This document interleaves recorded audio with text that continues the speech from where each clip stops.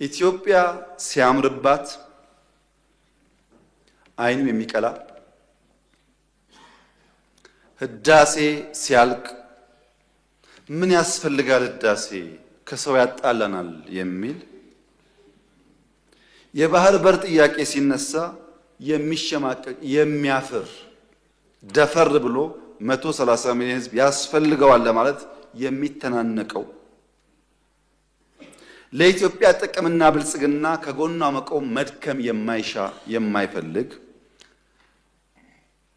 ራሱን እንደ ማንጎ የሚቆጥር ግራዋ ነው። ራሱ ሲጠራ ማንጎ ይበል እንጂ ግራዋ ነው፣ መራር ነው። የኢትዮጵያ ደህንነትና ችግር የማይከፋው ከሆነ ራስን በጠራህበት መንገድ ብቻ ሳይሆን በፍሬ ትታወቃለህ።